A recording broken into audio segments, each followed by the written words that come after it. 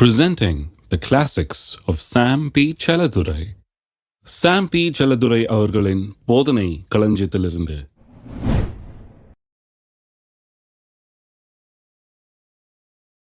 தேவன் சொன்னவைகளை அப்படியே நம்முடைய வாழ்க்கையிலே பிறப்பிக்கும்படியாக, தேவன் சொன்ன காரியங்களை நம்முடைய இருதயத்திலே கற்பந்தரிக்க தியானம் உதவுகிறது.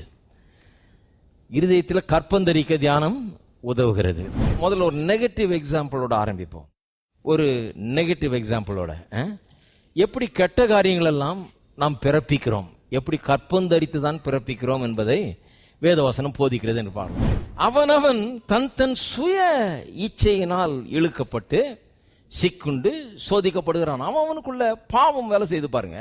பின்பு இச்சையானது பாருங்க, இச்சையினால் இழுக்கப்பட்டு சிக்குண்டு சோதிக்கப்படுகிறான். பின்பு என்ன பண்ணுது? அந்த இச்சை கற்பந்தரித்து பாவத்தை பிறப்பிக்கும். பாவம் பூரணமாகும் போது, when it is finished, அதாவது பாவம் கம்ப்ளீட்டா நிறைவேறின பிறகு மரணத்தை பிறப்பிக்கும். மரணம்னா என்ன? எல்லா தீமைகளின் ஒட்டுமொத்த உருவம். குடும்பத்தில் ஒரே சண்டை, மரணம். அது ஹலோ, அது என்னது? அது மரணம், நரகம் எல்லாம் சொல்லலாம். அப்ப எங்க ஆரம்பிச்சது பாருங்க, ஒரு சின்ன தவறான ஆசையில் ஆரம்பிச்சு அதை அப்படியே ஃபாலோ பண்ணி அதை இரவும் போலும் தியானிச்சு அதையே இது பண்ணி போய் கடைசியில் என்ன ஆயிடுச்சு? எல்லாமே கெட்டு போகுது. குடும்பத்தை இழந்தாச்சு, மனைவியை இழந்தாச்சு, பிள்ளைகளை இழந்தாச்சு, புருஷனை இழந்தாச்சு, காசை இழந்தாச்சு, சுகத்தை இழந்தாச்சு, நிம்மதி இழந்தாச்சு, எல்லாம் இழந்தாச்சு, மரியாதை இழந்தாச்சு, அந்தஸ்தை இழந்தாச்சு, எல்லாம் போச்சு. எங்க போய் முடியுது பாருங்க. ஒரு சின்ன சாதாரண ஒரு ஆசைன்னு நினைக்கிறோம் நம்ம. இது ஒன்றும் இல்லை, எல்லாம் தான் பண்றாங்க, இது ஒரு ஜாலியா நம்ம போறோம்னு நினைக்கிறோம். கிடையாது. அந்த சின்ன இதில் ஆரம்பிச்சு மரணம் என்கிற அந்த பயங்கரமான விளைவில் கொண்டு போய் அது விடுகிறது. இப்போ ஒரு பாசிட்டிவ் எக்ஸாம்பிளுக்கு போவோம். பாவம் எப்படி வருதுன்னு காமிச்சேன். அது கற்பந்தரிச்சு அது பிறப்பிக்கிறது. அப்படிதான் வருது. ஏன்னா அதுதான் பிரமாணம். இப்படிதான் வேலை செய்யுது. எல்லாமே மனுஷனுடைய உள்ளம் இப்படிதான் வேலை செய்யுது, மனம் இப்படிதான் வேலை செய்யுது, எல்லாமே இப்படிதான் வேலை செய்யுது. சரி, லூக்கா எழுதின சுவிசேஷம் 1ஆம் அதிகாரத்துக்கு திருப்போம். லூக்கா 1:26 வாசிக்கிறேன். 6ஆம் மாதத்திலே காபிரியேல் என்னும் தூதன் கலிலேயாவில் உள்ள நாசரேத் என்னும் ஊரில் தாவீதின் வம்சத்தானாகி யோசேப் என்கிற நாமம் உள்ள புருஷனுக்கு நியமிக்கப்பட்டிருந்த ஒரு கன்னிகையின் இடத்திற்கு தேவனால் அனுப்பப்பட்டான். அந்த கன்னிகையின் பேர் மரியாள். அவள் இருந்த வீட்டில் தேவதூதன் பிரவேசித்து, கிருபை பெற்றவளே வாழ்க, கர்த்தர் உன்னுடனே இருக்கிறார், ஸ்திரீகளுக்குள்ளே நீ ஆசீர்வதிக்கப்பட்டவள் என்றான். அவளோ அவனை கண்டு அவன் வார்த்தையினால் கலங்கி இந்த வாழ்த்துதல் எப்படிப்பட்டதோ என்று சிந்தித்து கொண்டிருந்தாள். பயந்துட்டாவ. ஏன்னா ஒரு தேவதூதன் ஒரு சாதாரண கிராமத்து பெண் பாருங்க, ஒன்றும் பெரிய ஆள் கிடையாது. இந்த கிராமத்து பெண்ணுக்கிட்ட ஒரு தேவதூதன் விசிட் பண்றாரு. இந்த மாதிரி வார்த்தைகளை வாழ்த்துதலை சொல்றாரு. கடவுள்கிட்ட இந்த வாழ்த்துதல் இருக்குது. இவளுக்கு எப்படி இருக்கும் பாருங்க, ஆச்சரியமா இருக்கு. அவளுக்கு கலங்கி போயிட்டா.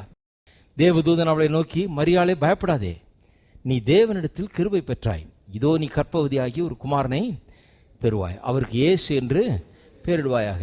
அவர் பெரியவராயிருப்பார், உன்னதமானவருடைய குமாரன் எனப்படுவார். கர்த்தராகிய தேவன் அவருடைய பிதாவாகிய தாவீதின் சிங்காசனத்தை அவருக்கு கொடுப்பார். அவர் யாக்கோபின் குடும்பத்தார் என்றென்றைக்கும் அரசாளுவார், அவருடைய ராஜ்யத்துக்கு முடிவிராது என்றார். அதற்கு மரியாள் தேவதூதனை நோக்கி, இது எப்படி ஆகும், புருஷனை அறியேனே என்றாள்.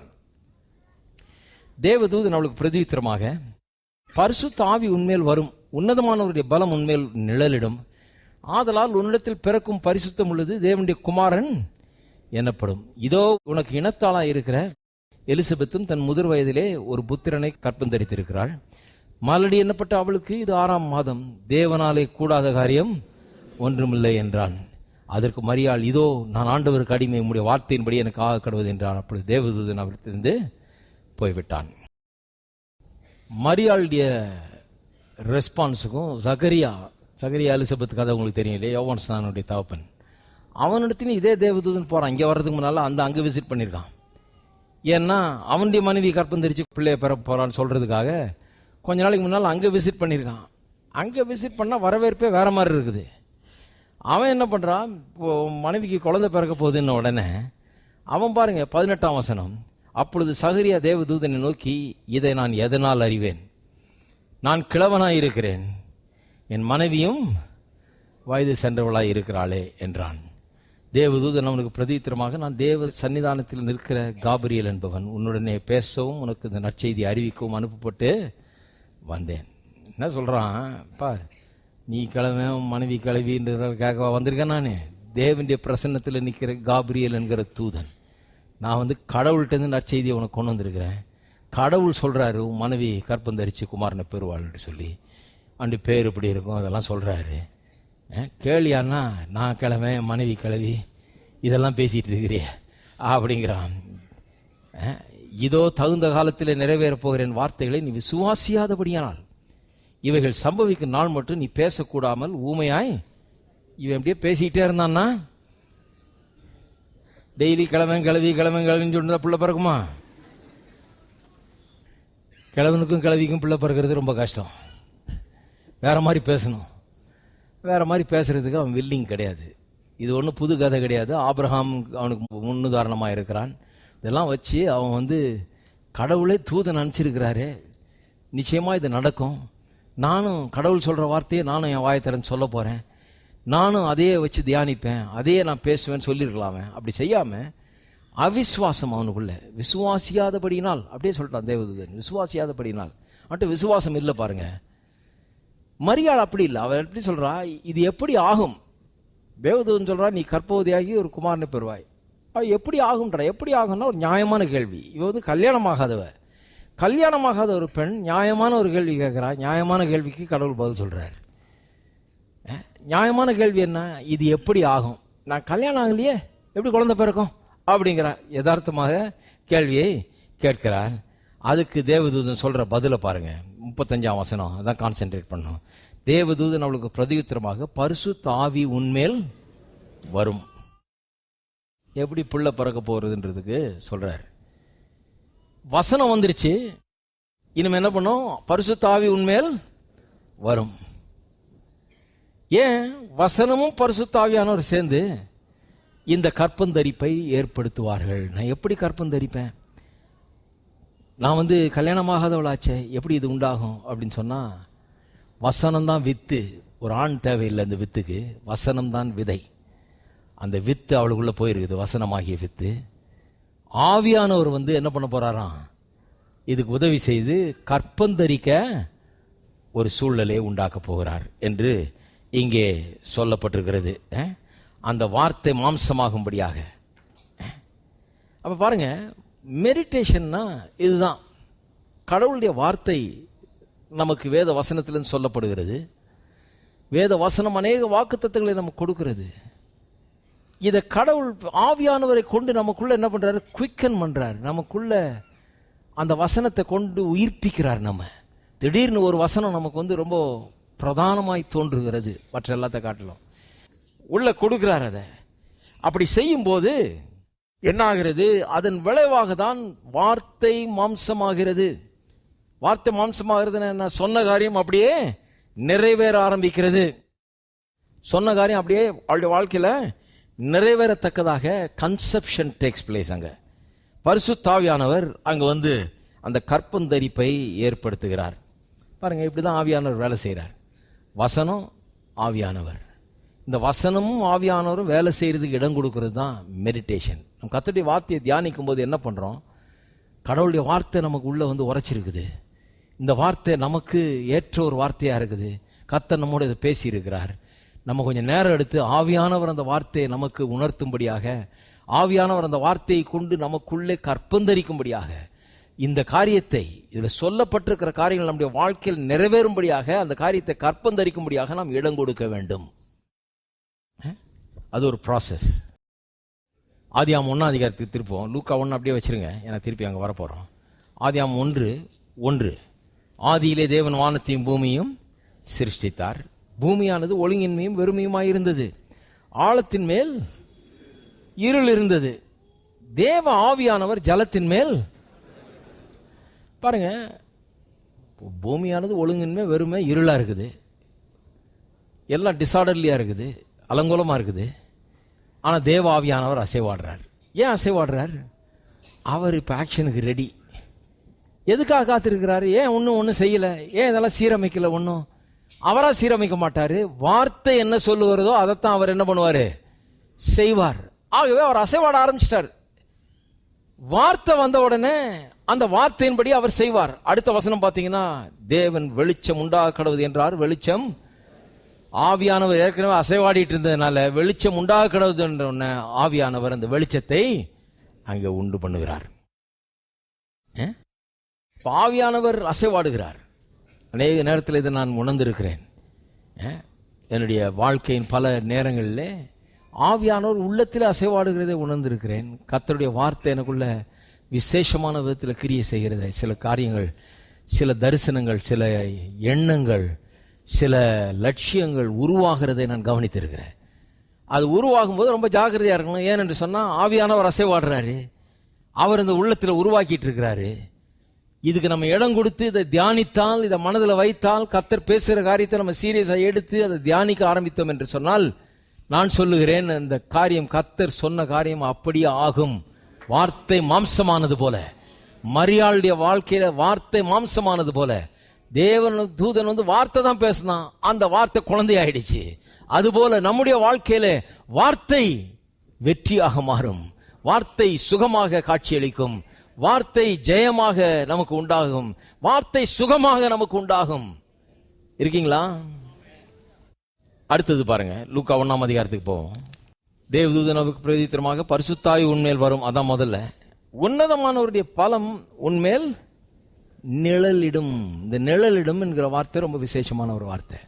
சங்கீதம் 91 வாசிக்கிறோம், உன்னதமானவரின் மறைவில் இருக்கிறவன் சர்வ வல்லவருடைய நிழல் தங்குவான். நிழல்னா அது நிழலுக்கு ஒருத்தன் தங்குறான். நிழல் இருக்கும்போது அப்படியே போயிட்டா அதனுடைய பயன் நமக்கு ஒன்றும் கிடைக்க போறது கிடையாது. நிழல் எதுக்கு நமக்கு கொடுக்கப்படுறது? அது கீழே நம்ம தஞ்சம் அடையிறதுக்காக, அது கீழே நம்ம இளைப்பாறுவதற்காக. அப்ப பாருங்க, பரிசுத்தாவியானவர் உன் மீது நிழல் இடுவார். நிழல் மாதிரி பரிசுத்தாவியானவர் உன் மீது வருவார். அந்த பரிசுத்தாவியானவருடைய நிழலுக்கு கீழே நீ இருப்பாய். It's an abiding experience. அங்கு நீ தங்குவாய், அதிலே இருப்பாய். பாருங்க, சிலர் கர்த்தருடைய வார்த்தை அவங்களுக்கு சொல்லப்படுகிறது. மரியாள் மாதிரி இப்படி ஒரு அற்புதமான காரியத்தை சொன்னா அவங்க அந்த காரியத்தை தொடர்ந்து தங்களுக்குள்ள வச்சு அதை ஒன்றும் பண்றது கிடையாது. அதை விட்டுறாங்க, அதை அலட்சியமாக எண்ணி விடுகிறார்கள், அதை ஒரு பெருசா நினைக்காம போயிடுறாங்க. ஆனா இவள் என்ன பண்ணுகிறாள்? பரிசுத்தாவியானவர் அவள் மேல் நிழலிடும்போது அந்த நிழலுக்கு கீழாக இவள் தங்குகிறாள். பரிசுத்தாவியானவரோட ஐக்கியம் கொள்ளுகிறாள். அங்கே நிரந்தரமாய் அவள் இருக்கிறாள். அந்த எண்ணங்களை தன்னுடைய எண்ணங்கள் ஆக்கி கொள்ளுகிறாள். ஒரு பிள்ளை பிறக்க போகிறது, அவர் உலகத்தின் ரட்சகராக இருப்பார் என்றதெல்லாம் தன்னுடைய எண்ணமாக ஆக்கி கொள்ளுகிறாள். அங்க தங்குறா. 3வது, ஆதலால் உன்னிடத்தில் பிறக்கும் பரிசுத்தம் உள்ளது தேவனுடைய குமாரன் என்னப்படும். ஆவியானவர் உன்மேல் வருவார். உன்னதமானவருடைய பலம் உன்மேல் நிழலிடும். ஆதலால் உன்னிடத்தில் பிறக்கிறவர், இதன் மூலமா உன்னிடத்தில் பிறக்கிறவர். இப்படிதான் பிறக்குது. எப்படி பிறக்குது? பரிசுத்தாவி வசனத்தின் மேல கிரியை செய்து, தேவனுடைய பலம் நிழலிட்டு, அதன் மூலமாக உண்டாகிறது தான் இந்த பிறப்பு. கற்பந்தரித்து அதன் மூலமாக பிறக்கிறது தான் இந்த பிறப்பு. அப்படிதான் பிறக்கிறாள். நிறைய பேர் அதை அபாய்ட் பண்றதில்லை, அப்படி பிறப்பு வரைக்கும் கொண்டு போறதில்லை. ஏதோ வசனத்தை கேட்டார்கள், அந்த விதை அவங்களுக்குள்ள போச்சு, ஆனால் கற்பந்தரிக்க இடம் கொடுப்பது கிடையாது. மரியாள் கொஞ்சம் வித்தியாசமானவள். பாருங்க, குழந்தைய பெத்த பிறகு கூட வேத வசனம் அவளை குறித்து சொல்லுகிறது. இயேசுவை குறித்து சொல்லப்பட்ட காரியங்களை தன்னுடைய மனதில் வைத்து அவள் என்ன பண்ணி கொண்டிருந்தாளாம்? சிந்தித்து கொண்டிருந்தாள். ஏன்னா அற்புதமான பிறந்த குழந்தை, கணவருடைய உதவி இல்லாமல் கண்ணியின் வயிற்றில் பிறந்த குழந்தை. அவளுக்கு தெரியாது எப்படி தேவதூதன் சொன்னார் பிறந்ததுன்னு அவளுக்கு தெரியும். இவர் உலகத்தின் ரட்சகர் என்பதை தேவதூதன் அப்பவே சொல்லிட்டாரு. இப்ப இந்த உலகத்தின் ரட்சகர் வளர்றாரு, அவ வீட்டில் பிறந்து வளர ஆரம்பிக்கிறாரு. 30 வருஷமா பெருசா ஒன்றும் செய்யல. அவர் 12வது வயதில் ஞானிகள்லாம் ஆச்சரியப்படுற அளவுக்கு பேசினார் ஒழிய, அந்த ஒரு சம்பவத்தை தவிர பெருசா தான் தேவகுமாரன் காண்பிக்கிறதுக்காக எதையுமே செய்யவில்லை. அப்ப அந்த அம்மாவுக்கு எப்படி இருக்கும்? என்னடா இது, தேவதூதன் வந்து சொல்லி அப்படி பிறந்த குழந்தை 30 வருஷமா காத்துட்டு இருக்க, ஒன்றும் நடக்கல. உலக ரட்சகர்னு சொல்லியிருக்கு, 30 வருஷமா வெயிட் பண்றேன், உலகத்தை ரட்சிக்கவில்லை. சொன்னதெல்லாம் இன்னும் நடக்கலையே. நான் ஒன்று சொல்றேன் கேளுங்க. சில நேரத்தில் கர்த்தர் சில காரியங்களை பேசுகிறார், அதுக்கு ஒரு டைமிங் இருக்குது, அதுக்கு ஒரு நிறைவேறக்கூடிய காலம் இருக்கிறது. அதாவது அந்த காலத்தில் தான் நிறைவேறப்போம். இயேசு வந்ததே கூட காலம் நிறைவேறின போது இயேசுவை இந்த உலகத்தில் பிறக்க செய்தாராம் தேவன். அப்ப அதுக்கு ஒரு காலம் இருக்கிறது. 30 வருஷம் வெயிட் பண்றா, ஒண்ணுமே நடக்கல. உலக ரட்சகர்ன்றாங்க, தேவதூதன் வந்து சொல்லி பிறந்த குழந்தை எனக்கு தெரியும், ஆனால் ஒண்ணுமே காட்ட மாட்டேங்கிறாரு, ஒரு சின்ன அற்புதம் கூட செய்ய மாட்டேங்கிறாரு. போட்டு அவர் நச்சரிச்சிருப்பான்னு நினைக்கிறேன் சில நேரத்தில். இந்த அம்மா இதையாவது ஒன்று பண்ணு, இந்த குருவியை காக்காவை மாத்திக்காம பார்க்கலாம்.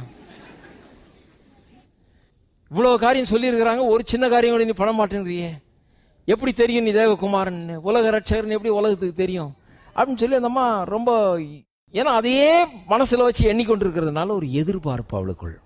அதனால தான் பாருங்க, அந்த தண்ணீரை திராட்சை ரசமா மாத்தின அன்னைக்கு கூட கிட்டத்தட்ட அவரை இரிட்டேட் பண்ணி விட்டுருச்சு அந்த அம்மா. வந்து ஆளுகளெல்லாம் கூப்பிட்டு வந்து இவர் சொல்றபடி செய்யுங்க அப்படின்னு அவரு கோவம் வந்துச்சு. அவர் சொல்றாரு, பெண்ணே உனக்கும் எனக்கும் என்ன, என் வேலை இன்னும் வர, ஏன் இந்த மாதிரி அவசரப்பட்டு தொலைக்கிறேன்றாரு. என் டைம் வரும்போது நான் எல்லாம் செய்வேன், சும்மா அவசரம் கொடுக்க இருக்கிறியே அப்படிங்கிறாரு. விட்டமா இது மாதிரி பண்ணிக்கிட்டே இருந்திருக்கோன்னு நினைக்கிறேன்.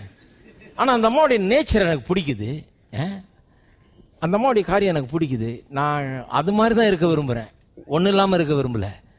ஏன்னா அந்த அம்மா உள்ளத்தில் ஒன்றை வச்சு அது உள்ளத்தில் வேலை செய்து கொண்டே இருக்கிறது. ஆகவே உள்ளத்தில் எதிர்பார்ப்பு இருந்து கொண்டே இருக்கிறது. அப்படிதான் இருக்கணும் நம்மளும். எத்தனை பேர் உள்ளத்தில் எதிர்பார்ப்போடு இருக்கிறீங்க? நிறைய பேர் பாருங்க, இன்னைக்கு எந்திரிச்சாங்க, எதுக்கு எந்திரிச்சோன்னு தெரியல. சரி எந்திரிச்சிட்டோம், எல்லாம் கோயிலுக்கு போகலாமா, சரி போகலாம் வா அப்படின்னு வந்திருக்கிறாங்க. எதுக்கு எந்திரிச்சோம், என்னத்துக்கு எந்திரிச்சோம், எதுக்கு சாப்பிட்டோம், எதுக்கு குளிச்சோம், எதுக்கு சட்டையை மாட்டினோம், எதுக்கு கோயிலுக்கு வந்தோம், எதுக்கு வீட்டுக்கு திரும்பி போகிறோம், எதுக்கு நாளைக்கு வேலைக்கு போகிறோம், ஒன்றும் புரியல அவங்களுக்கு.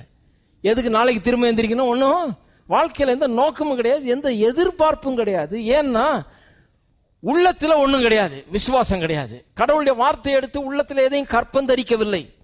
ஆகவே உள்ளத்தில் இது நடக்கும், எனக்கு இப்படி நடக்கும், இப்படிப்பட்ட காரியங்கள் நான் எதிர்பார்க்கிறேன்ற ஒரு எதிர்பார்ப்பே கிடையாது. பாருங்க, ஃபுல்லா பிரெக்னண்டா இருக்கணும். ஹலோ, பெண்கள்லாம் ஃபுல்லா பிரெக்னண்டா இருக்கணும், தள்ளிட்டு போவாங்க பாருங்க, அப்படி அந்த மாதிரி இருக்கணும். எப்ப பார்த்தாலும் பிறப்பிச்சுட்டு திருப்பி பிரெக்னன்ட் ஆயிரணும்.